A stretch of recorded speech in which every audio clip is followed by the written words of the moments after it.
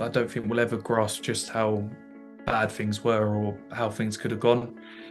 Like it was literally hours, and without the owners who come in, there would be no Southend United right now. That's not an exaggeration; it's the truth. Like there are so many stories where bailiffs would rock up, and you kind of shutting the blinds and turning the lights off, hoping they'll go away, thinking no one's there.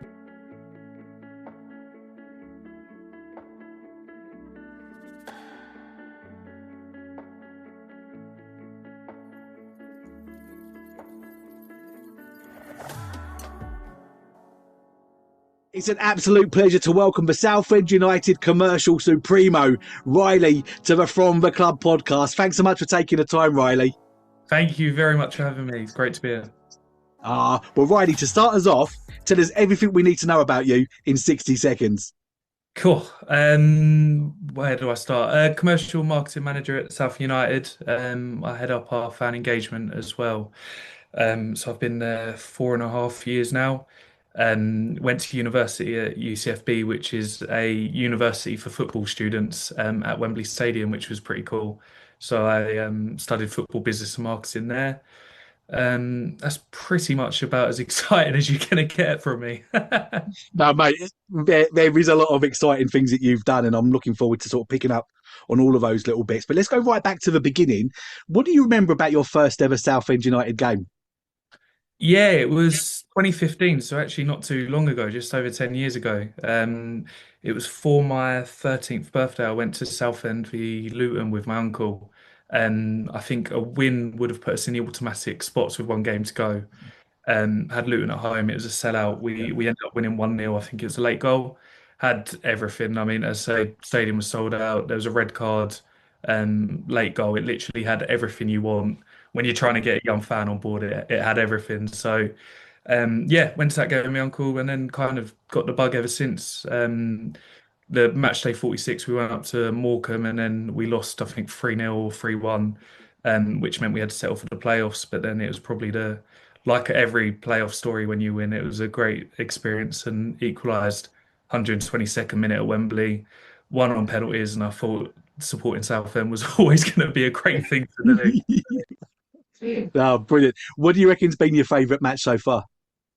I'd say Rochdale in the playoffs last year, the Oh, yeah. eliminator. It was, I mean, 3-1 down with 15 minutes to go to go on and win 4-3. I mean, to do that in any game would be fantastic, but after sneaking into the playoffs and then thinking you're down and out and then going on to win, it was brilliant. If not, I'd say the Forest Green semi-final a week later. But just from the fact that you're down and out and end up winning, I think it kind of typifies the sort of team we've got at the moment. Yeah. Your first contact from a commercial point of view with the club came when you looked to book for Southend United pitch as a school kid. Take us back to that moment and tell us what happened, Riley. Yeah, yeah. I mean, it goes back to year nine science lesson. We had a cover teacher, and we were doing what you can imagine every other year nine does. We've got a cover teacher for science and doing anything but our work. And I mean, there's probably six, seven of us just sat there talking about football, and we were saying about how great it'd be to play football at professional team stadium. And speaking for myself, definitely weren't going to do that in a proper way. Um, and then by magic that night, Southend tweeted that they were renting their pitch out at the end of season. So sent it into our group chat. Everyone said, yeah, 100% we're in. Sent an inquiry in, and then it came back. I think it was about £1,200, which when you're 13 and you think you've got to pay £1,200, where you think where on earth is that coming from? But between I think 40 of us, it worked out affordable. We done it, and it was the most amazing experience ever, if I'm being honest. Yeah. And that then snowballed into other things. You developed the idea year on year, didn't you? Tell us how you sort of grew that. Yeah, so we were kind of thinking no one's going to come and watch a load of 13-year-olds play football. So we just talking about how we could kind of make it something that people would want to see, and kind of inspired by the idea of Soccer Aid, we thought let's do a charity game, and we done it. I mean, we charged £2 a ticket, and it was essentially just friends and family that came along. But we raised just under £800 for prostate cancer UK, which was, I mean, obviously as a 13-year-old, it was quite humbling to see. And then woke up the next morning and wasn't happy with that because I wanted to do more. So carried it on the year after, raised 1,800, done it the year after, it rose to 3,000. and just got the bug. It was kind of, I'd probably say one of my downfalls. Never pleased with what I've done. It's always trying to do the next thing, and we ended up raising £4,000, and we organised a match which was meant to take place in 2020. Because at our sixth form, kind of half of us were Southend fans, half were Leyton Orient fans, or they supported a Premier League team, but they'd go and watch Leyton Orient. And obviously, it came in the news that Justin Edinburgh passed away. And it was obviously sad. And the links that Justin had to Leyton Orient, obviously manager at the time, but had played for Southend, it seemed like a no-brainer for us to kind of do a Southend fans v Leyton Orient fans. So reached out to Charlie, Justin's son, and said about doing a charity game, which obviously he was over the moon to hear. And then COVID came and it just cancelled all the plans. So didn't want to just can it, if that makes sense. I'd put so much work and effort into it that I didn't want it to just stop. So started up a podcast because in lockdown there was literally nothing to do. So was interviewing whatever players I could, ex Leyton Orient, ex Southend, and managed to get quite a few good names on there, and just kind of kept the momentum going. And over COVID, and when the restrictions lifted, it had done us a favour because in those 6 months I'd managed to reach out to so many ex-players and ask if they'd be interested in playing. And I think it done me a favour because they'd all missed playing football themselves because they hadn't been Yeah, able to. yeah, Um, so done that, and then John White reached out. So John White is Southend's only ever winning captain at Wembley when we got promotion in 2015. He'd been awarded a club testimonial and he needed someone to organise it, and he asked me, which obviously one of my favourite players growing up, to get yeah, that. You never say no, and we combined it called Rivals Unite Day. So we had a Colchester team there, we had a Leyton Orient team there, we had a Southend team there, and ended up raising just under £20,000, which to go from £800 at 13 to when I was 18 doing that at 20,000, it was quite nice seeing the growth that had come from it. yeah. No, mate, you absolutely smashed it. And those interviews that you did as well. I mean, those interviews are evergreen. I listened to a few of them the other day, and give a quick shout out to your YouTube channel so people can go and check that out. Yeah, it's I can't even remember. I think it's at Essex Charity Cup. It Yeah. wouldn't have been an upload since lockdown. But yeah, there's a few good ones on there. Yeah, well, I'll find the link for that and I'll make sure that it's in the show notes below so you can go and check that out as well. Do you reckon it was that experience that kind of formed the idea that you wanted a career in football? Because, like you said, you ended up going to Wembley to study with UCFB. Is that where it kind of the seedling was planted at that early age, Riley? Yeah, definitely. I remember seeing a TV advert when I was 12, and it was Wembley Stadium, and obviously straight away you see Wembley, you pay attention. And it was UCFB. I think they'd literally just set up and they were advertising a university, and literally from that moment, that was what I wanted to do. And I know I'm very lucky because most kids or most teenagers don't know what they want to do. Most adults still don't know what they want to do.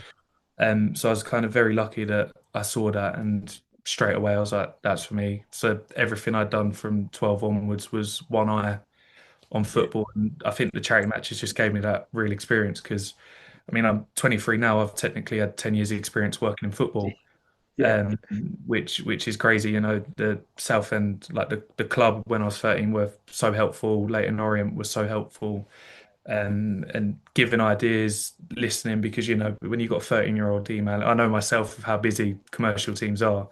When you've got a teenager emailing a million and one questions, it's very easy to just ignore it because you've got much more important things to worry about. But they gave me the time, gave me the advice, and that kind of was what made me want to enjoy football. Because I mean, anyone who loves football would die to do it, to be involved in it 7 days a week, and I'm one of yeah. the lucky few that get to. Yeah, no, that's incredible. If there's anyone listening who, is thinking about going to UCFB to study themselves, how would you sort of look back at your experience studying there? Yeah, I loved it. Met so many good people who still work in football, who don't work in football, and I think the good thing about UCFB is not necessarily the lectures or seminars, because I think on the whole it's similar to every uni in that sense, but the assignments when you're working to a deadline and you've got to do a 3,000 word essay or a business case, it's a lot easier when you're doing it on Manchester City's financials Yeah, compared to an energy company you've never heard of. But not even that, it's kind of the key, if you like. Obviously you've got to go and open the doors, but it gives you that key, as I say, to kind of know where to look, or lecturers that have been in the field, or if they've not, they've got a friend or a colleague or someone they've met at an event that does. I say all the time, I was very lucky to work at Southend whilst at uni, and everything I learned in a lecture hall, I'd go and work at Southend, and it would be completely different Yeah, because the lecture hall would be how it works in an ideal world, yeah, and and the football club is how it actually works. So it's brilliant because it kind of gave me that two-pronged approach, if you like, in this is how it is now and this is why it's like that. But in an ideal world, this is what it can be. And there'd be like a Tuesday, for example, I'd be at Wembley 9 till 11 or 9 till 1, hop on a train, go down to Rootsall, and the stadium's falling apart. But I love Rootsall much more than I do Wembley. yeah, yeah. No, that's brilliant. Was you uniquely positioned in that way, or was there people studying with you who were also attached to other clubs as well? Yeah, there were a few. I must admit, it was rare, and again, that's why I know how lucky I am. Because there'll still be people I went to uni with that still can't get into football, and that's one of the things why I don't mind working 7 days a week or 12-hour days or whatever it is, because I know if I didn't do it, there's a queue of 1,000 who would quite happily snap that job up tomorrow. And it's Yeah, obviously such a tough industry to get into, but it's also in my eyes the most rewarding one. yeah. It's tough, it's rewarding, it's also very, very busy and time consuming. So this might be an impossible question to answer. What does a typical day look like for within your role day to day? Yeah, I don't think there is a typical day, It's as I say, I look after commercial, look after marketing, look after fan engagement, but obviously being a non-league club, there's obviously all the other departments that naturally you have a hand in or get involved in. My main remit's just growing the brand of Southend, whether it's with the business community, with supporters. I think obviously the recent history of the club, and those who don't know, obviously we were on death's door, we were on life support, and we came through it, and we're now seeing the rewards of that. I think when I joined the club, average attendance was just under 5,000. It's now over 8,000, Yeah, and it's brilliant. And we're a very very small team at Southend, but we're all very dedicated. And yeah, there's no 2 days. I mean, I'll spend half my morning checking in with all our partners, making sure we're delivering on the rights, and then I might go and spend 3 hours looking at what Premier League clubs are doing on fan engagement to see how we can mirror that. Or I'll be throwing a ball in the air, trying to get my brain racking on what marketing campaign we can come up with. Looking at other teams' club shops to see what we can put in ours. It's crazy. There is, I don't think since I've joined, I've had 2 days which have been identical. yeah. I think that's brilliant. I've heard you speak about this before on other podcasts. Although you're a non-league club at the moment, obviously with aspirations to get into the EFL hopefully this season, that you don't operate like that off of a pitch, do you? I mean, tell us about kind of the way that you view that, Riley, because I think it's brilliant. Yeah, I mean, the way I always work is Premier League mentality, and just because we aren't a Premier League club, there's no way the principles we work and the effort we put in and the quality of output can't be a Premier League club. So whether it is marketing, kit launches, commercial partnerships, anything like that, I'll always look at what the Premier League clubs are doing, what the Champions League clubs are doing, and try to mirror that.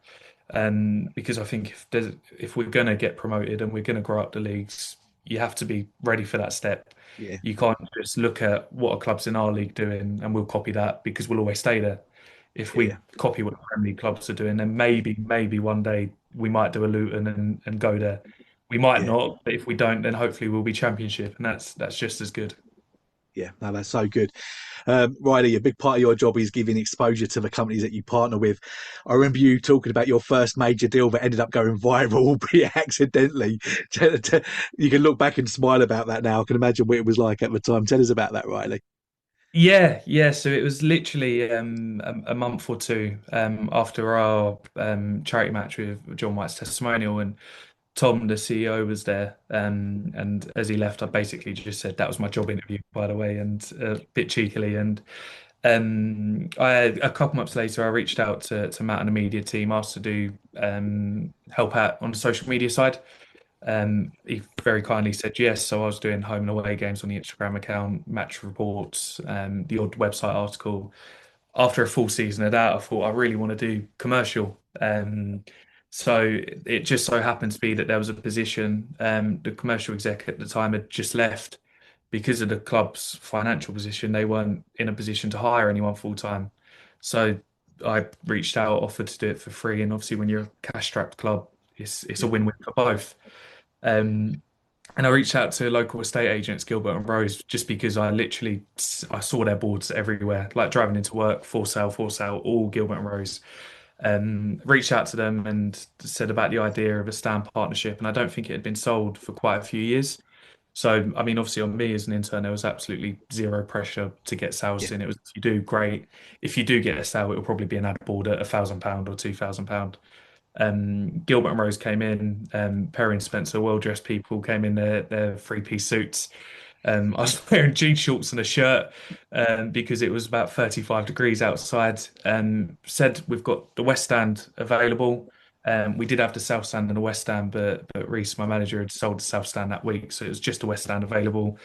Um, do you want it? They jumped at the chance, said yes, 100%. Signed the contract, went back into the office. Everyone was buzzing.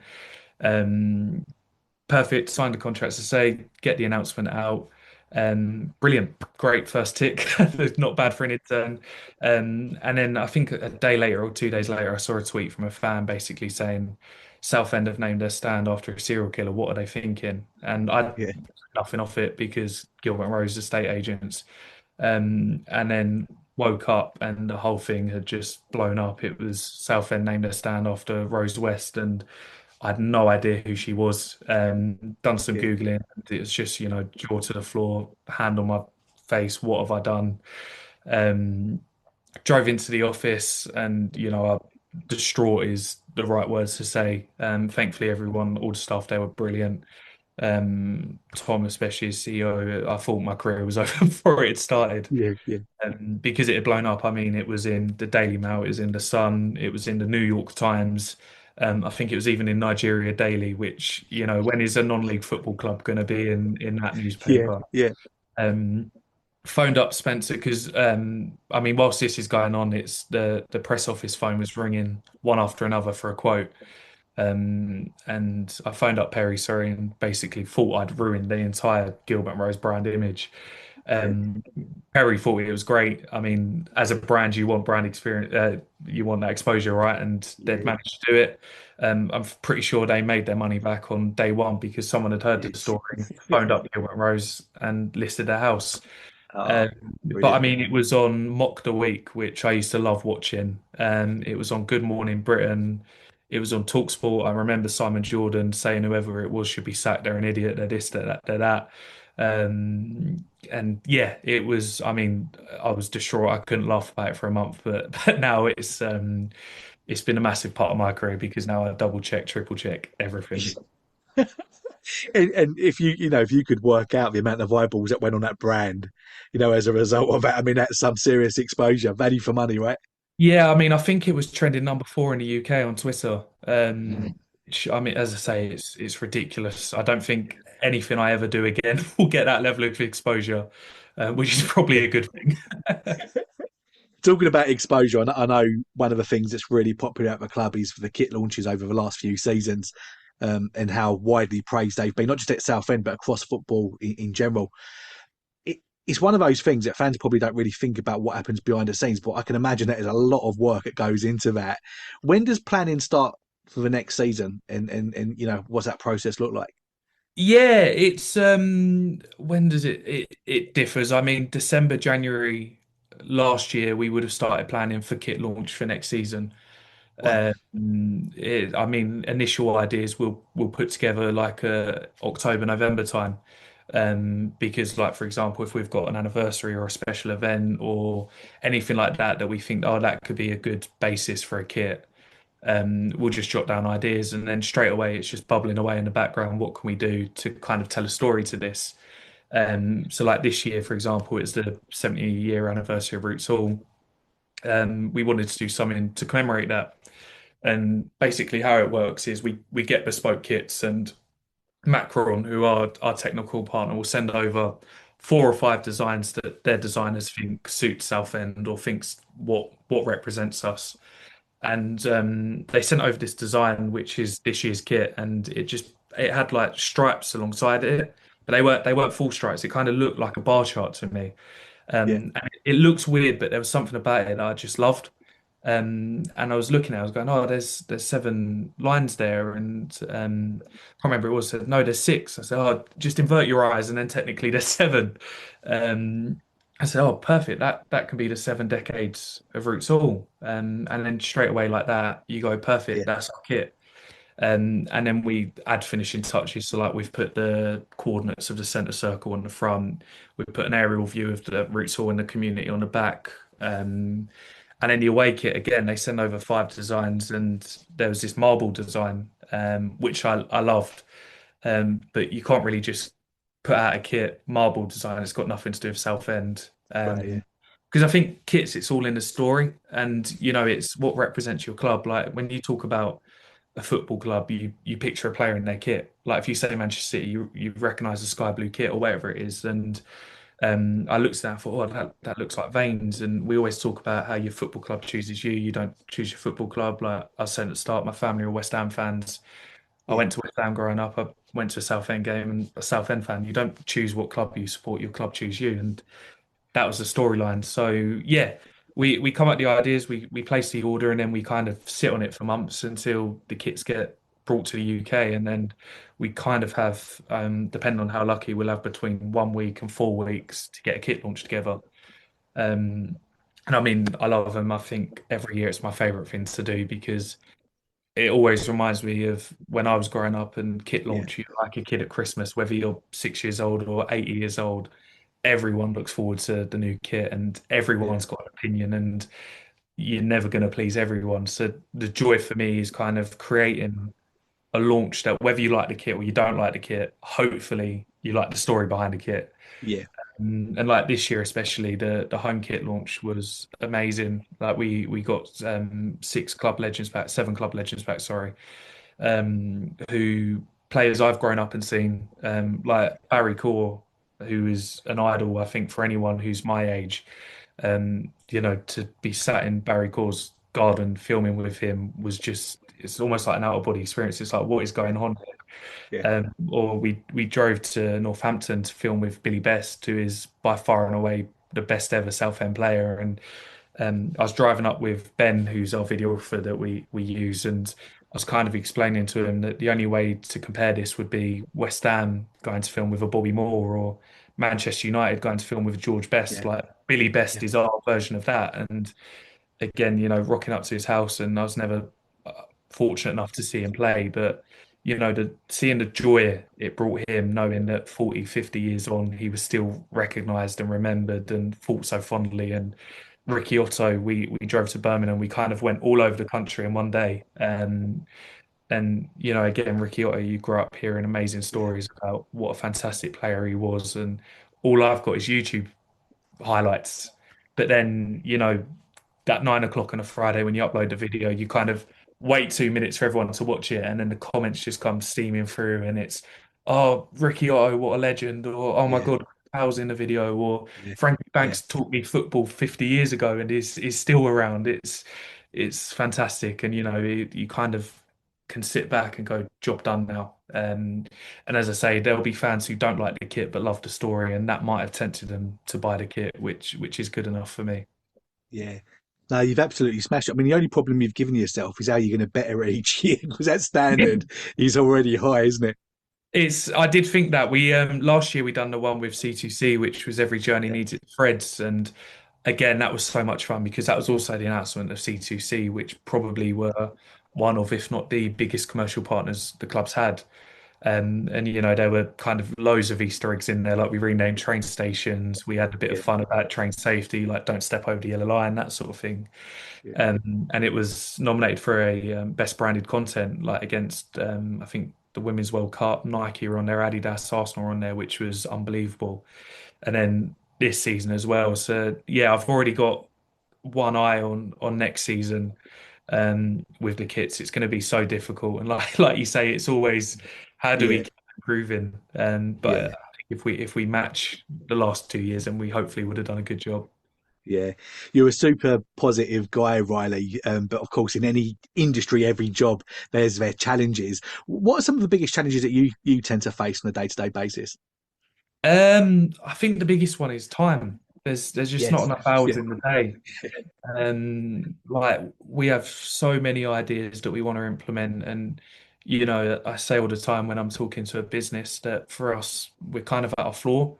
Like the National League's not where we want to be. Obviously, we dropped out in 2021 for the first time in our history, and it's such a difficult league to get out of. And there'll be some things we want to do that we've kind of put on the roadmap that we've not spoken about, and maybe on the outside it looks like it's been forgotten or we're not doing anything and we're sat twiddling our thumbs. But there's honestly so much to do, and when you go from where Southend was, which was on its deathbed and firefighting and trying to survive, to actually now with the investment there are things we can do. It's just picking priorities and what's our Yeah. priority this week, what's our priority this month, what do we want to do in 6 months, and what have we got to do today to get to that. And I'd say that's the biggest challenge. I'm very impatient for success, like everyone at the football club is. Yeah. And I said earlier with the charity games, I can do something and be really happy for 10 minutes, and then straight away it's right, what we do next. Yeah. Um, but ultimately, that's kind of how you get that compound growth, and how you go from a club that so easily could have folded to Wembley Stadium in just over 12 months. Yeah, no, absolutely, mate, 100%. I know a lot of your mates are Southend fans and go to the ground regularly. Is it a pretty surreal experience that the players that your mates are cheering on from the stands actually end up becoming your mates? You have to pinch yourself sometimes. Yeah, it's nuts. I mean, in secondary school, there was probably 10 or so of us that would have season tickets and go every week. And then as we went down the leagues, that number slowly dropped, but I still went, and they've come back now, and it's great. And I think back to last year, we was at a charity event for the Carly Lansley Foundation, who we do a lot of work with, and I was sat on a table with John White and Adam Barrett, who are my two favorite players of all time. And if you told Yeah, me 10 years ago that I'd be sat having a curry on a Friday night with John White and Adam Barrett, God knows what I would have done to make that true. And yeah, it is surreal. I think it has its challenges as well, because you go to an away game with your mates and they've got an opinion on how we're playing, or like every football fan, they're never happy. yeah, And then I just have to kind of bite my tongue because there might be a reason that I don't want to yeah, talk about, or yeah, whatever it is. But on the flip side, it's also the great things, right? Like Forest Green away when we won on penalties and got to Wembley, and all my mates could see what it meant because they knew what we'd all been through. And it's quite funny. The day I kind of realised just how fortunate I was the playoff final last year, and I was very, very lucky to sit in the Royal Box and watch the game from there with some of our commercial partners. And if that wasn't surreal enough, and watching, and we had like a dedicated singing voice behind a singing section, sorry, behind the goal. And I remember, I think it was about 15 minutes left of the game. We were 2-1 up, and we all thought we'd done it. And there was a group of people behind the goal that had their tops off, jumping up and down, going crazy. And I filmed it from the Royal Box and kept it. And then I uploaded it onto Instagram, I think the day later or second day, 2 days after.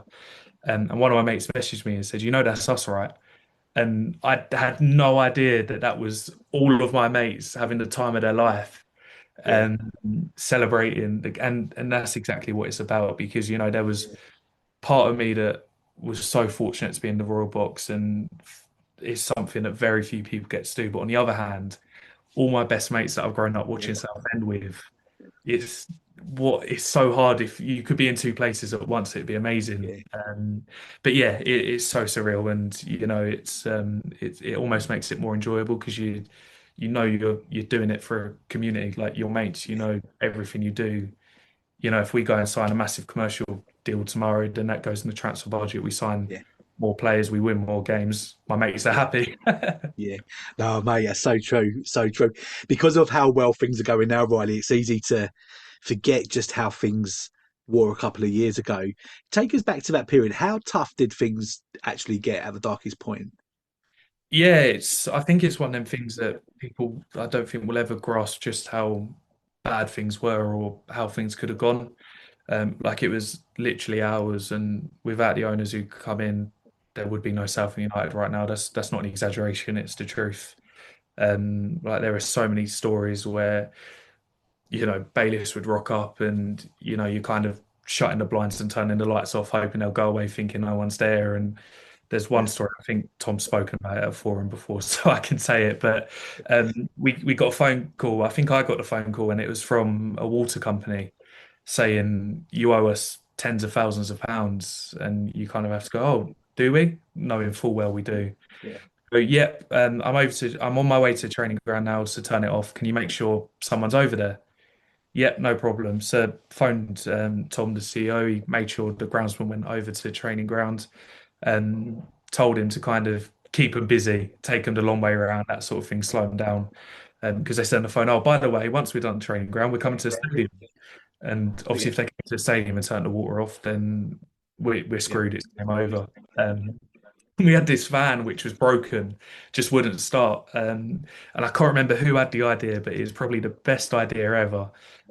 Why don't we go and move the van over the hole so they can't turn the mains off?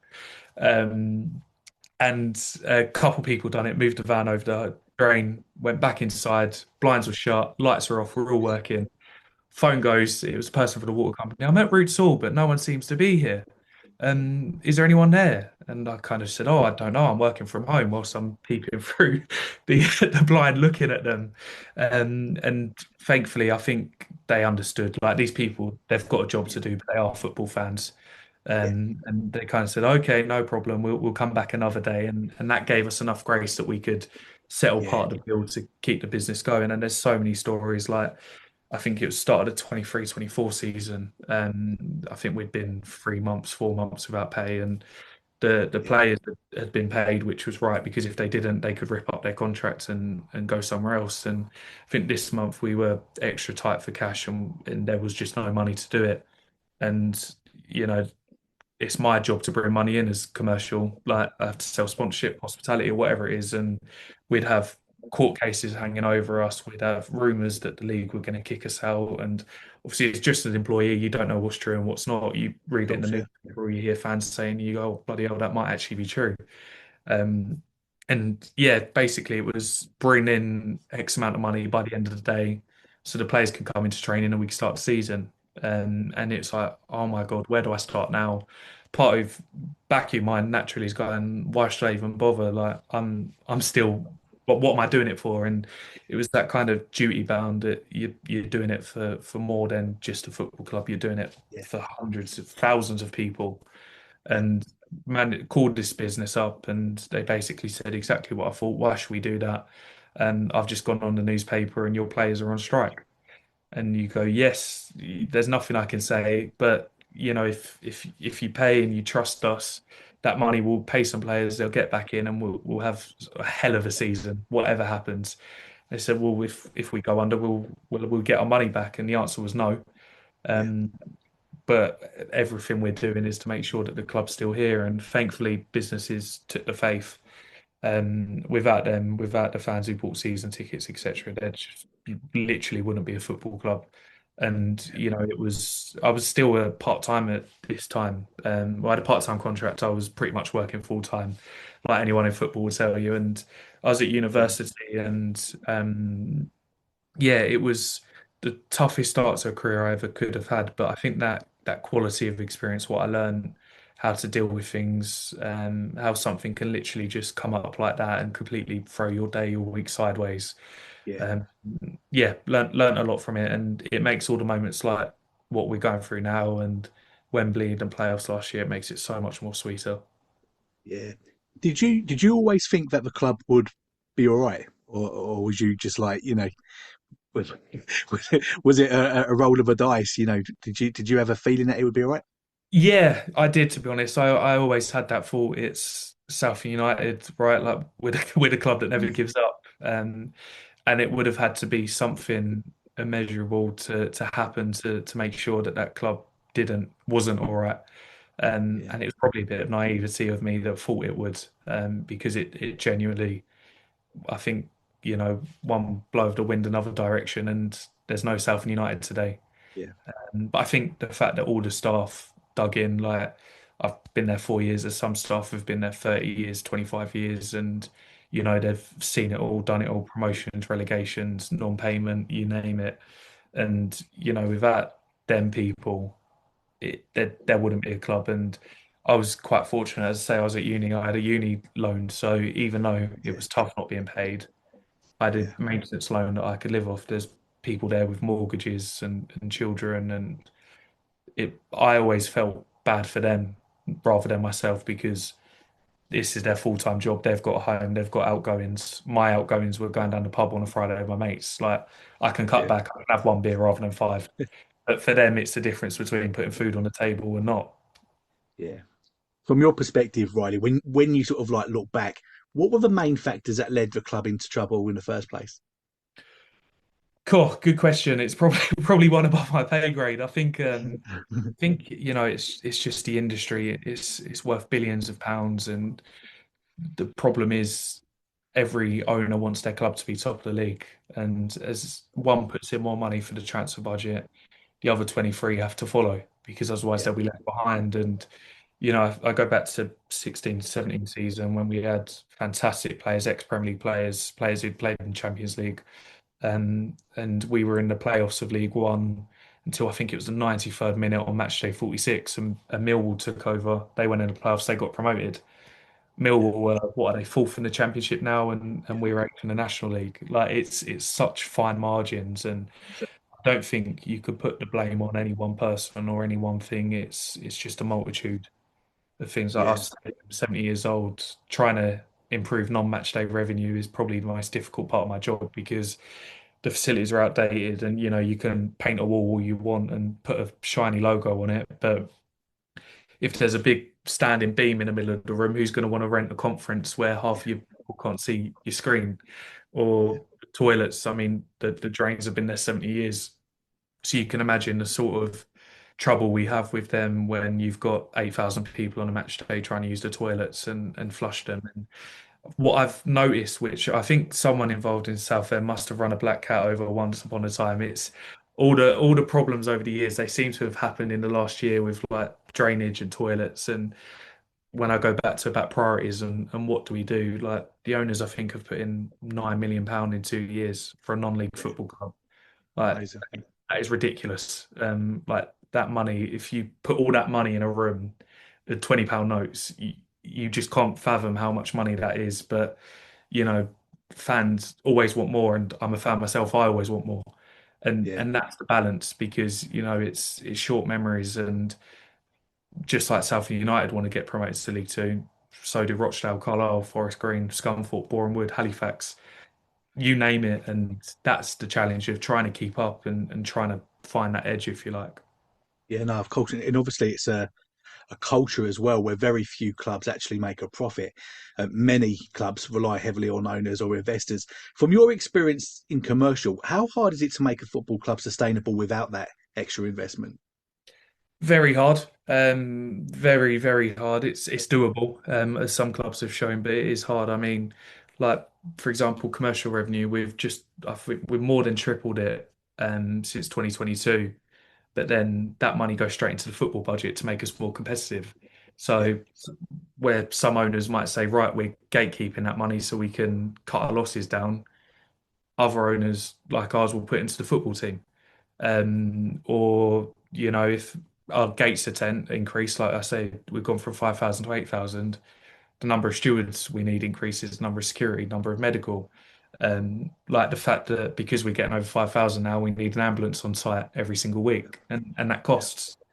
There's just a cost to everything. And Route Tour, we use it 23 times a season, 24, 25 if we get a little cup run if we're lucky. And like I say, non-match day revenue, it's so difficult. Like we tried to diversify our brand and we introduced a Roots Comedy Club in November and we done 3 or 4 shows of that.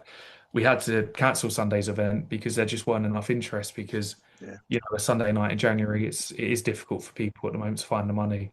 And we would have lost money on that. But if we'd sold the room out, we might have made £600 or £1,000 if people were at the bar. And some might go, it's only £1,000, that's not going to do anything. But if you do that every night of the year. That's 360 grand. Yeah. Yeah. So it's just trying to find ways to use our brand to our advantage. Um, and I think a lot of that is the non-match day revenue. Like you look at what other clubs are doing, like York City and Gillingham do it really well. Bromley are probably the best, I think, in the lower leagues at maximising their stadiums to their advantage. There's a long way to go, and hopefully our redevelopment coming up will be a big part of that. Yeah. You mentioned fan engagement. I know that's a big part of, what you love doing as well. I want to talk about two things. I want to talk about the Draw Her Into the Game campaign that you mentioned a few days ago, but also, these gate increases don't just happen by luck. You've had a massive part to play in that, Riley. Talk us through some of the things that you're most proud of in terms of what you've done to help develop that gate over the years. Yeah, there's a few things, and look, I'm not naive. I think the two main reasons our gates have gone through the roof has been new ownership and the fact that we play good football and we win more Yeah. games than we lose.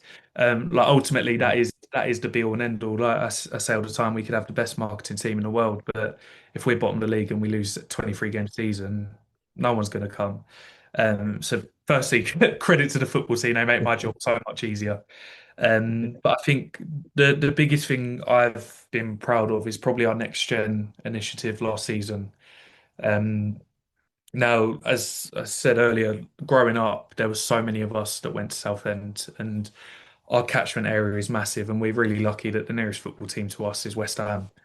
And like Colchester, our rivals, they're still just over an hour away. Like we've got such a big catchment area, and we're also lucky that even though we're commutable distance to London and a lot of people choose West Ham, Arsenal, Tottenham, Chelsea, fans will quite happily pick us as their second choice, Yeah. and that helps. But what I noticed was we do these 2 year surveys that I introduced. It was almost like a big MOT on because it's all well and good me thinking what's right with the club and what's wrong with the club, and all well and good my colleagues. But if we're not seeing it from a fan's perspective, then what's the point? And those surveys have been so helpful. And what I noticed was our average age of our fan base it was growing old.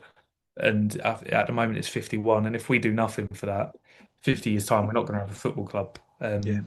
It was what can we do to get young people in, and looking at the stats and our child, sorry. So we've got child 8 and under, junior 9 to 16, and young adults 17 to 22. The numbers were dwindling, they were going down, but we were in March and we could have got the playoffs. Like I think there was 4 point gap or two, whatever it was. But crowd seems to be going down, not up. And had this idea, Next Gen Day, not revolutionary. Loads of football clubs done it, kids for a quid. But rather than just doing kids for a quid, we changed it Next Gen. We included young adults. Because like I say, I'm a young adult myself. I know there'll be loads of people my age Yeah. who support the Premier League club, but have Yeah. never really considered going to Southend. And we done it on the first game. I think it was Altrincham off the top of my head, and we had over 1,000 in the crowd. Which, to put into perspective, the 19 games before that, we were averaging 400. So to go from 400 to 1,000 overnight, Yeah. it showed it worked, and managed to convince internally to run it for the rest of the season. And over those 4 games, we had just over 5,000 next gen attend those games, but the 19 games before that, it was 8,000. Yeah. So we're almost matching it in Yeah. 4 games. And that was what made me proud because there was a visual difference. Like if you looked at Roots Hall, it would be seniors, it would be adults, it would be people who have retired and want something to do on their Saturday, and you didn't see many families. But then by the end of the season, you look around and you could see that noticeable change. And I think it changed the atmosphere a bit as well. Like young children, they don't mind if you're losing, and obviously they do, but they'll Yeah. still cheer, they'll still chant, they'll still do what they can. And I think it spurred it on. We that kind of then led on to our season ticket campaign and introduced it called It's a Family Thing because football is a family thing. And I think that's kind of how we try to picture ourselves that whether we win a game or lose a game, Yeah. if you've spent 8 hours at the house with your family or with your neighbours or with your friends, you've had a good day and we've done our job because a football club, there's nowhere else in Southend that brings 8,000 people together, nowhere. Yeah. And that is what so the season ticket video, it was a bit different. I hadn't seen it done before, but what I wanted to do, which was a risk, was show no football in it. which is odd to sell a product without showing the product. But wanted to reposition season tickets as an experience rather than a product. So you buy a season ticket, you've got 23 days out of your family. And we followed Chris, who I know his family very kindly let us into their home and sent a cameraman, and we literally just followed their match day. Yeah, Apart from the very first scene where we showed the young lad waking up and going downstairs with his Southend scarf, which was obviously um, faked, if you like. yeah, Everything else from that was natural. So yeah, then walking from the house to the train station, then getting the train, which was perfect because C2C are a front of shirt partner. yeah, yeah. Of course, yeah, Then walking from the train station to the bar, meeting all their friends, going to the bar, and then it got to 3 o'clock. The screen went black. It opens up at full time, and the family's in the bar chatting about the game. And that to me is exactly what a season ticket is. Like if when I think back to when I had a season ticket, if I talk about memories, I talk about when I go out with my mates before or after. I don't remember every exact game. Obviously, you remember the good moments, but yeah, that for me what it was, and we had a 26% increase in junior season tickets. I was hoping for 10%, so yeah, that works. And obviously recently, as you just said, the draw her into the game, which um, yeah, I had the idea 12 months ago to introduce a female mascot, and it was floated to our fan advisory board. And I remember when the minutes came onto like forums and social media, and it was the response I thought it would be, where fans say, "What a waste of money! Woke FC, what nonsense! Why can't football clubs just focus on football?" That sort of thing. And it kind of not put me off, but it made me think I need a why. I know the yeah, why because I know that kids look up to mascots, but me just telling everyone that is going to mean nothing. Um, and anyway, I sat on it, like I say, priorities, and that wasn't a priority. And then we had the Meet the Blues Day in the October half term, and we held it at the stadium. And once played, basically, fans saw an open training session, and then we opened one of the bars up, long line of all the players with Sharpie, and then fans queued and got everything signed, and we had 1,200 people come, which, that's more than the attendance of a lot of clubs in our league. yeah, And yeah, I was at the door, holding the door open, just there in case players need anything, just saying bye to fans, that sort of thing.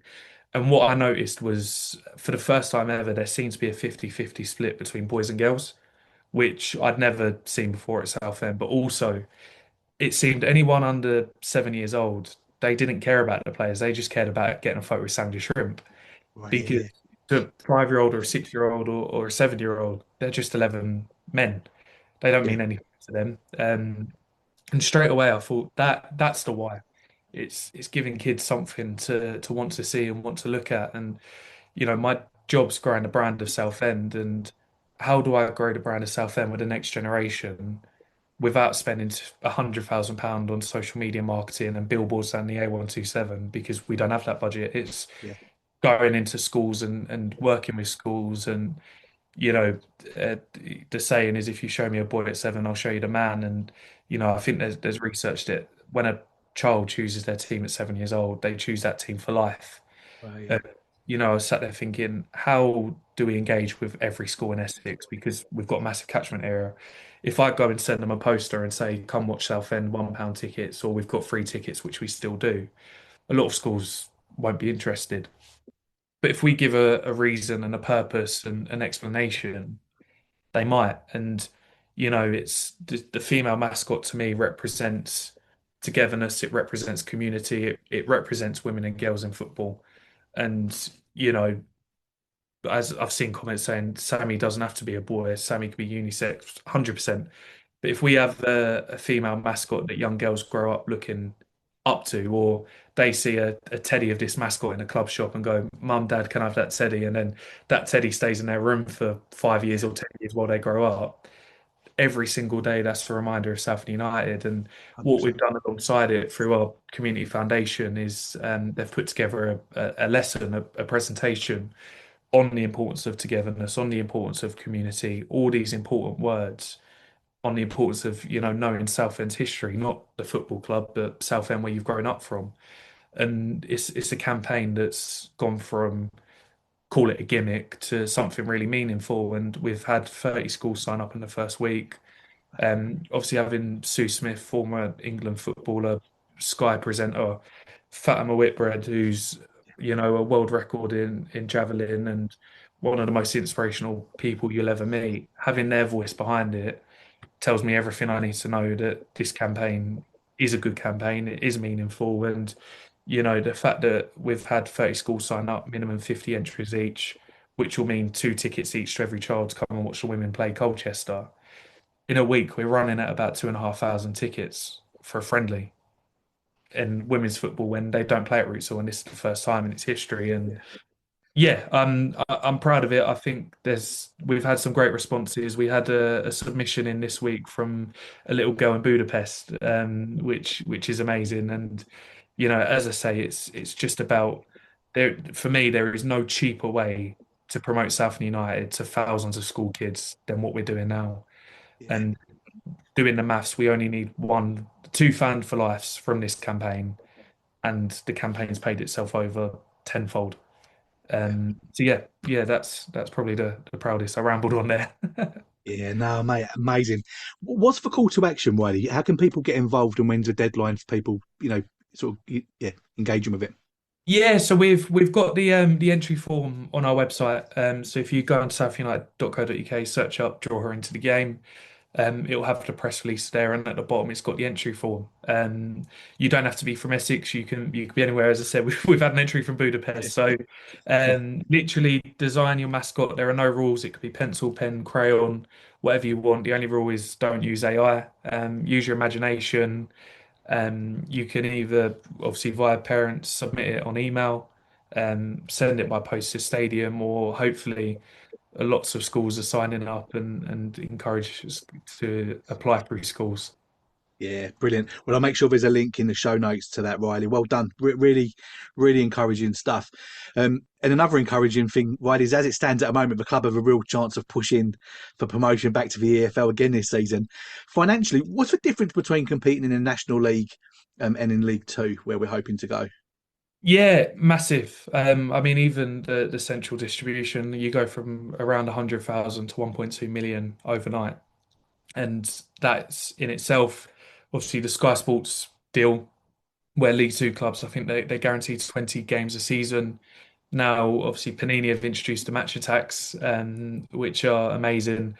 Yeah, You're on the FIFA video game. It's, of course, yeah, from a commercial point of view, when we're talking to brands, and we've got a few brands who work nationally, for me to say we're on the zone, which will be streamed to however many people, to then saying, oh, we're on Sky Sports main event this week, yeah, it's light years, and what we can charge increases. From a attendance point of view, away fans, there's some small numbers in the National League, but by some of the clubs because they are dwarfed by big neighbours, if you like. You go up to League Two where there's massive clubs who will bring thousands. You go up to League One where there's even bigger clubs, and all of a sudden our average attendance, for example, might go from 8,000 to 10,000 just by yeah, having the away fans there. yeah. Um, so yeah, it's massive, and can't come soon enough, to be honest. Oh yeah, for sure. Another thing that we hope every season is a draw in a big club away in the FA Cup. Fans always ask these sort of questions. Obviously, no one really knows what sort of financial impact can drawing a massive club away, be for a club like Southend. Yeah, it's massive. There's not been too many whilst I've been there. We had Charlton last year, which Yeah, was very big for us, and I mean, you look at Macclesfield this year, who've gone yeah, all the way to the fourth round. It's some of these games can be worth £500,000 if you pull out a Premier League team at home and you sell out your stadium with £25 tickets, and then you know ITV want to choose the game, and then that's another 50 grand on top. You've got prize money, which could be anywhere up to obviously £100,000. You could put the digital LED boards in for the national brands, which would be another 150 grand on top. You've got hospitality. We've got 250 covers at Roots Hall.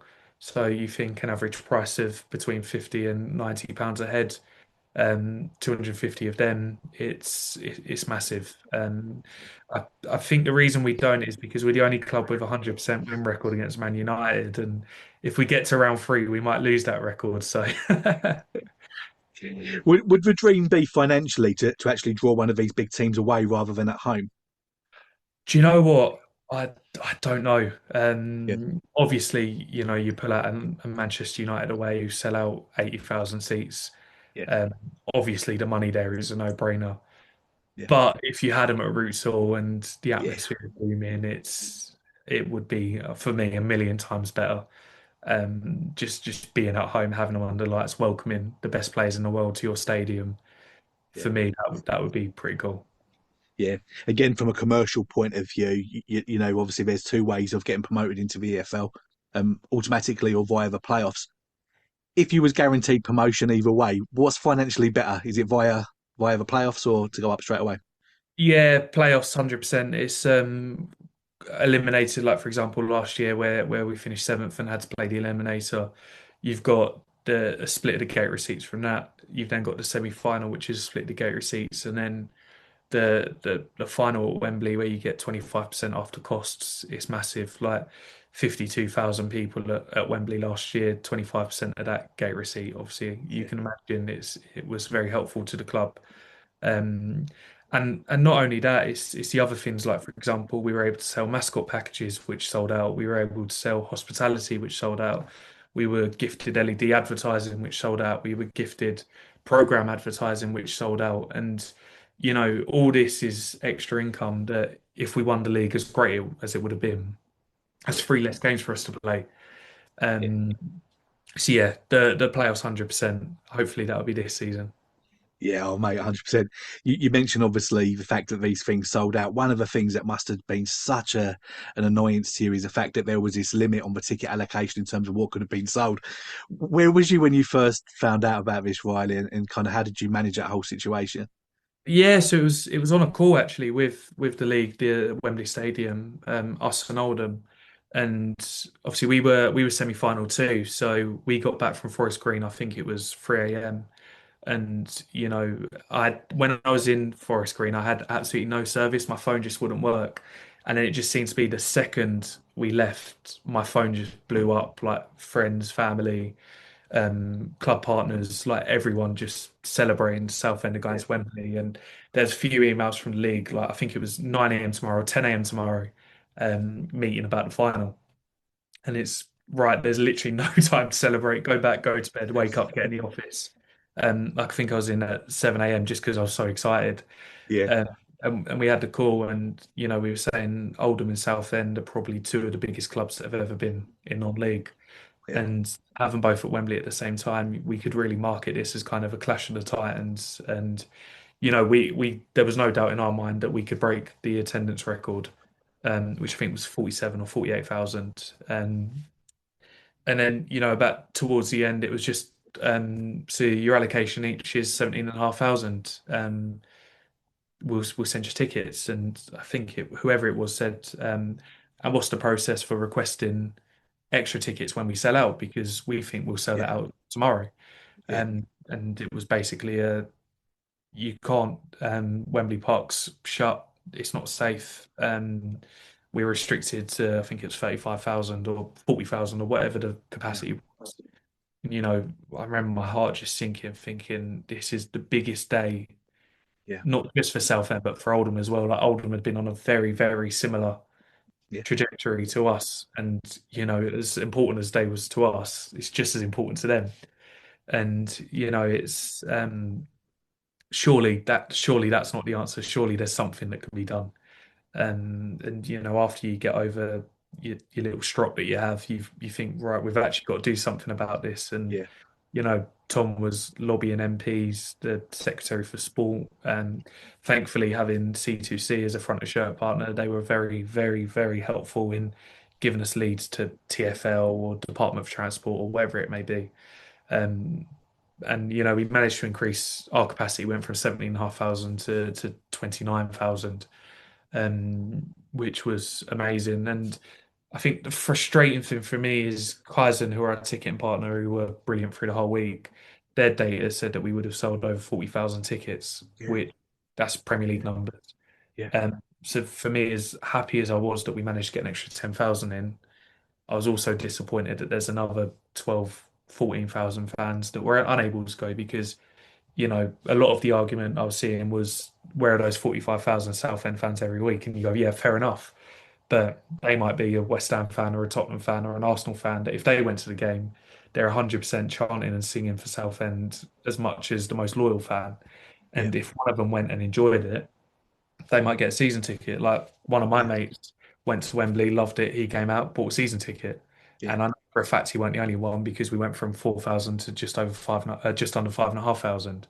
yeah, And yeah, it is one of them things. I think I'm a lot more understanding of it now than I was at the time. And yeah, the last thing we would have wanted was Wembley to go, okay, there's 70,000, and then a crush happens at a station or whatever it may be, and all of a sudden the playoff final's not so important anymore. So yeah, it's for me, we've just got to make sure we get back there soon and take our 45,000 fans and get the job done.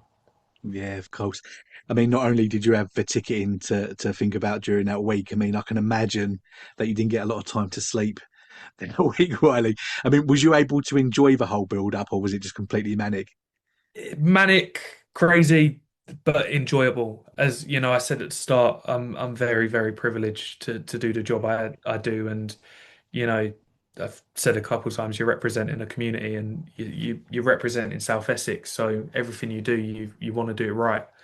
And yeah, I think it was I'd done the maths the night before when I was sat down Wembley Way, and I think it was just under 140 hours or just over in a week. And it was I'd wake up at 6 a.m., go into the office, spend the whole day at the office, leave at 10 to 10 before the alarm set, go home, which is about a 20-minute, half-hour drive, make a coffee, laptop straight open, working for another 3 or 4 hours, literally until my eyes wouldn't stay open. Like I think there was one or two nights where I'd wake up and my laptop would still be open in front of me.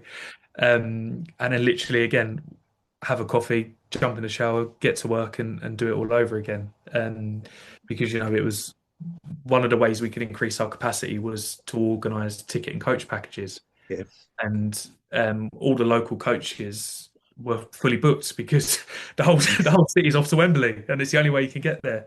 And thankfully there were so many companies that reached out, and Ipswich Town, I'll have a soft spot for them because one of their fans from their sports club reached out and put us in touch with one of their coach companies, and their coach company, I think they provided 20 coaches, which is an extra 1,000 tickets. Um, and yeah, it was such an amazing experience. Like I remember the coolest thing was getting an email from Wasserman, who obviously I think they're the biggest sports agency in the world. Oh, what's this? And it's literally a shopping list that you can brand up the Wembley changing rooms. It's like, oh, right. that's pretty cool. And sitting there saying, what do we want in the changing rooms? And we put like the massive badge in the middle. We put all the players' names there, navy and yellow. We'd put like in the corridor where everyone could see whether you're Southend, Oldham, whoever. A massive never give up in the middle, which was our club motto. And it had like four late goals. It had like the eliminator goal from Charlie Kendall, which sent us through. It Yeah, had the 116th minute goal from Jack Bridge in the semi-final. It had our goal against Sunderland in 2019 when we stayed up, I think 88th minute. And then our last trip to Wembley when Joe Pigott scored in the 122nd minute. And it was just little touches like that there's no material benefit to doing that, but for the players who are colleagues, I get on with all of them. Excuse me, it's the little touches for them because just as much as it's the best day of my life, it's also the best day of their life. yeah, And yeah, whatever you can do to make it just a little bit better for them, right? I turned it into a bit of a stalker that week because I was trying to find friends and family of every single player to film them a good luck message that they knew nothing about, which I think Kevin, the manager, played just in the hotel before they got on the coach to Wembley. yeah, Because, as I say, I think I remember Harry Taylor got a message, and the message it was really weird because obviously the message is to Harry and it's not for anyone else. But I remember watching it going, cool, I feel inspired now, and it was about yeah, playing the game, not the occasion, and it was just knowing that that little 5 minute video meant so much to every little player, and you know. it's the little 1% you can do to just make things better for everyone. I think that says so much about you and the club, Riley, because I mean, you would have had every excuse under the sun not to have been able to do those little extras because of how busy everything was. But I mean, you've alluded before, it's about family, isn't it? And that's what the club's all about. And for you to be able to have done that in amongst the chaos of that week, he's just brilliant. And for all of the people who are listening and watching this video who aren't Southend fans, they're going to love that as well. And I think that's just so good, mate. Um, I mean, looking forward, you already mentioned, you're always looking at being able to beat the high standards that you guys have already raised at the club. What are your short-term and long-term plans to help grow the club over the next 12 months and over the next 5 years? Yeah, I think the big one's getting more people through the door, getting more young fans through the door, getting more girls through the door, more women through the door, making Southend Roots Hall a place where everyone in the community wants to go. Like I was saying before, when we done the survey, I think it was 98% of our fans are white. The average age is 51, and 90% are male, and that's not a bad thing. That's typical of most football clubs. But for me, how can we claim to be Southend United and claim to represent our city if we're not representing every corner of our city and every demographic and, you know, male, female, old, young, every religion, whatever it is, just making Roots Hall a place where everyone wants to go on a Saturday. And there's so much to do, so much in all the Yeah, stands, in every department, including commercial. There's still so much to do, but that's kind of the for me the long term aim. And short term, it's campaigns like Draw Her Into the Game, um, trying to increase our commercial revenue where we can, and not just relying on loyalty. Fans are loyal, and one of the analogies, if you like, that I use is if you go to a restaurant and have a really bad experience, you might give it one more chance if they're lucky. If you've got two bad experiences, forget it, you're never going back. But with a football club, you could lose 10 games in a row and have a really bad coffee and a really bad burger, and you'll still keep buying it. But you yeah, can't take that for granted because ultimately there will come a time or an occasion where fans will go, I've had enough.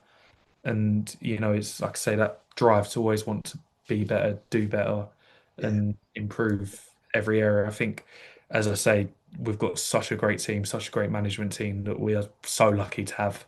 And I think, when this club goes, it will just go and go and won't stop. yeah. Commercially, you guys are brilliant to work with. We've had the pleasure from the club to partner with you for the last 2 seasons. Riley, for any business owners listening who might be considering working with you guys, what do you look for in a partner and what does a perfect partnership look like for you? Yeah, it's for us. It's the relationship. We go down that relationship driven model. I'm very conscious of the fact that businesses these days don't have a plethora of cash that they can just throw away and give to a football club. If they're doing it for a reason, whether that's brand awareness, increasing sales, whatever it may be. And there'll be times in the past where we've turned down a business because we don't agree with each other or we don't think they're the right fit for us. And, I keep saying community for us is everything. If a brand, it's a two-way street. We want to help you as much as you help us. So like I said, Gilbert and Rose, the first partner I brought on board, if a player moves to the area, the first thing I'm doing for them is picking up the phone to Gilbert and Rose saying, can you help this player Yeah, with a house? Solo Press, who sponsor our North Bank, they're a printing company. There's any printing we need, straight Solo Press. It's that.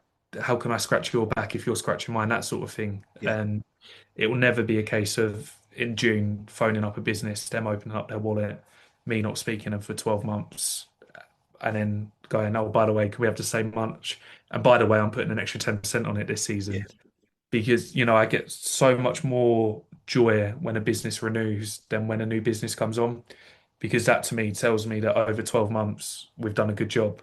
yeah, Uh, Whatever that may be, whether it's they've had a table of 10 in hospitality for clients and everyone's had a good time because one of us has taken a picture for a photo, or whether it's making sure that on their kit there's a really good photo of the player wearing it that they can then go and put on their social media, whatever it may be.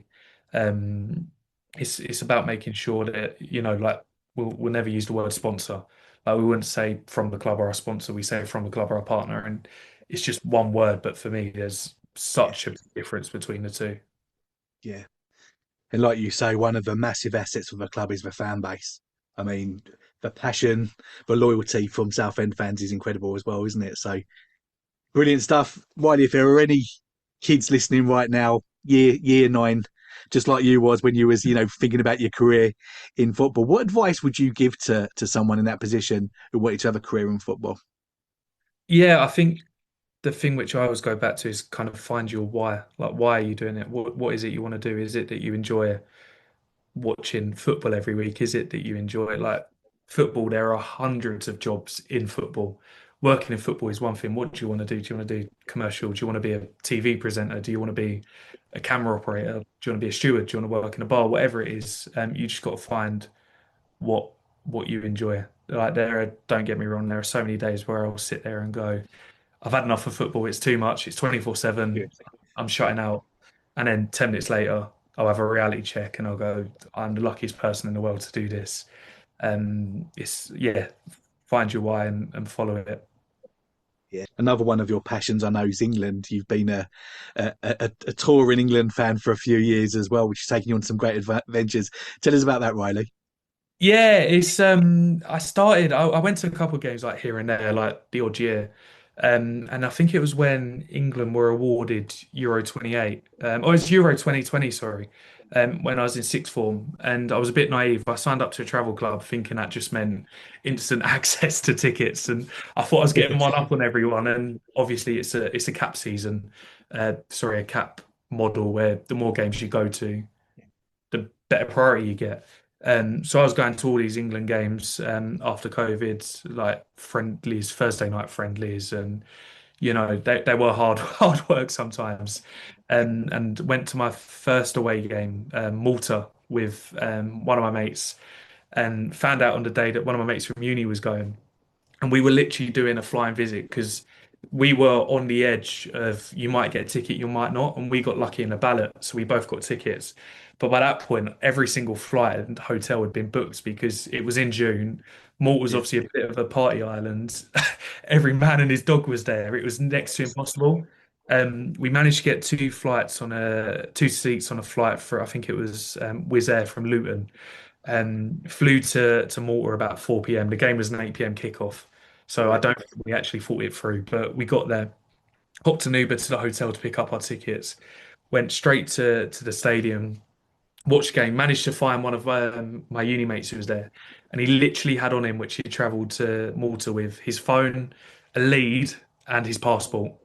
Literally nothing else. He didn't even have his wallet. He had his card on his phone.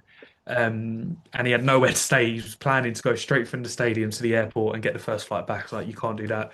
So we ended up coming back to our hotel, literally sleeping on the floor in between our two beds. And I think he's like 6'5" or something. Like he did not fit in his room. And that it was just such a good experience. I was like, I could do this again.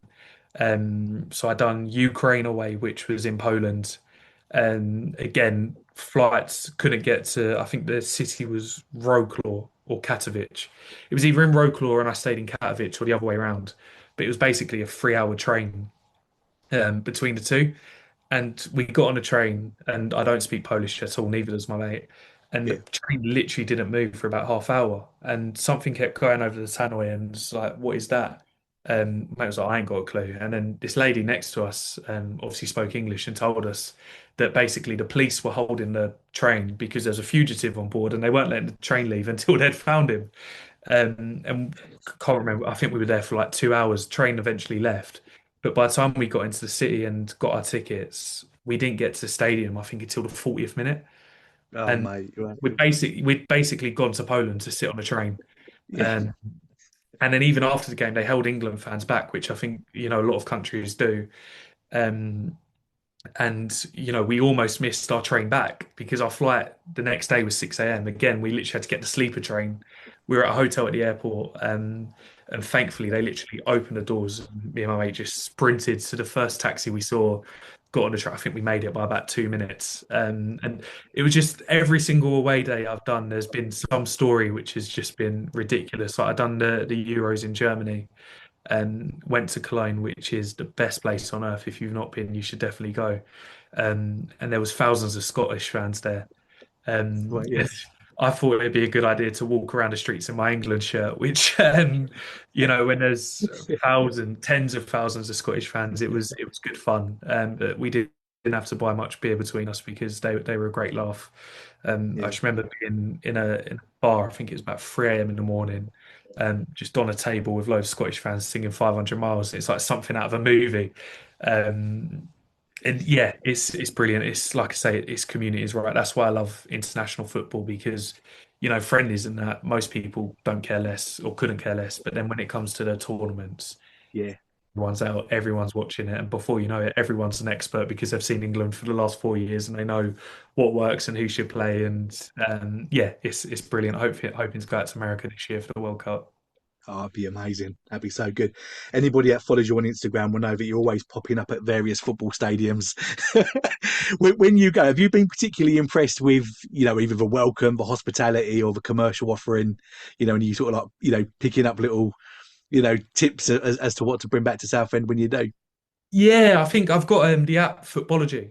Um, which is, you just check in when you're at a ground, it tracks it. I think I've been to 108 grounds over 8 countries, Right. which is Wow. pretty cool. Yeah. And yeah, there's so many good ones. I think the best one, I've done hospitality, taken out Wembley, which is obviously on another level. Yeah. I've done hospitality twice, which was one at Gateshead and one at Bromley. And just seeing it completely, both of them have got pretty modern stadiums and taking completely different football clubs with different fan bases, with different facilities, just seeing what can be done. Like I remember going to Bromley and they literally had, like a table mat, Yeah. which you go to hospitality anywhere will have one. It was a Bromley Football Club one, which is such a simple idea, but I'd never Yeah. thought of doing that. And, things like that stick with me. But I'd much rather go in the terraces and watch it and, in the freezing cold, pouring down rain. Yeah, nah, definitely. Righty, mate, I've properly enjoyed this. I can't believe how quickly this has gone. I can't let you go, Ro, before asking you some memorabilia related questions. Riley, have you ever asked anyone for their autograph before? And if so, who? I have. Do you know what? I'm much more of a photos person. Like, can I have a photo? Yeah, The most famous, two famous probably. I've got one with Harry Redknapp and one with Rio Ferdinand. Both at Southend and Sol Campbell as well when he was our manager, which was cool. I've got a few autographs. I've got I called it my kid room when I was growing up next door. Two framed shirts on there. One which was Adam Barrett, which is provides a bit of context. Why I was so happy to yeah, have a curry with him. Um, yeah, the other one was Harry Cipriano, who he only played a handful of games for Southend, but for me, will always hold him so fondly as one of my favourite players. And that's when I was 13 doing the first ever charity game. I DM'd all the Southend players basically saying, any sport you could do, let me know. And Harry was the only one who replied. He said, "Oh, you can have my match worn shirt, end of season. I'll sign it for you. Hope that helps." And brilliant, thank you so much. And he ended up coming to the match and handing out medals to the players. He was one of the first people to get there, and he was the last person to leave. And just chatting to him, which, as I say, as a 13-year-old talking to a professional footballer, straight away you're trying to keep calm. He said that he was on a 7 a.m. flight to Barcelona the next day, and he hadn't even packed. So there was no need for him to come. yeah, Like donating the shirt was great enough, but then coming there, so got them too. The coolest thing I've got, which I won in an auction last year from the Shrimpers Trust, our fan group, is a fully signed England shirt from 2006 with the Golden Generation, um, wow, which was yeah, an absolute steal. That I got it for so cheap. It's got Beckham on there, Rooney, Carrick's on there, John Terry's on there. I think Ashley Cole's on there as well. So I need to get that framed and find a place for it. yeah, that's quality. Righty, if you could add one piece of memorabilia to your collection, anything in the world, what would it be? God. Do you know what? It's not football related. I've my laptop's actually balancing on a book to give it a bit more height. It's a book from Matthew McConaughey, Oh, right, um, yeah, who's yeah. my favorite actor. He wrote a book called Green Lights. I read it on a flight to Egypt to kill some time. And I'm one of them people that can doom scroll on Instagram if you like, just watching inspirational quotes and motivational quotes, those sort of things. And I came across Matthew McConaughey. It was his Oscar speech when he won his first Oscar, about finding your hero, and it's always being 10 years away. And that stuck with me, and that's yeah, I'd love to meet Matthew McConaughey for a coffee and sign this book. Oh, mate, that's awesome. I've never heard that speech before. I'll go and look that Give it up after we finish our a life interview. Yeah. changer. Righty, mate. Thanks again for your time, mate. Really, really appreciate you taking the time. Before I let you go, do you have any closing thoughts, and also let everyone know how they can follow you on social media? Yeah, I mean, if you want to get bored by my sales pitches, LinkedIn, Riley Doe. If you want to get bored by my traveling photos, Instagram, Riley Doe. And Twitter, I don't use too much anymore. But yeah, thank you for having me. It's always a privilege when people ask me to come on these things. As I say, I think my mates get bored of me talking about it every week, so it's always nice that someone will listen. Righty, brilliant. Well, I'm going to make sure that we grab the social media platforms, and we'll make sure there's a link directly to your profiles in the description below. So, Righty, thanks again for your time, mate. Really enjoyed it. Thank you, really appreciate it.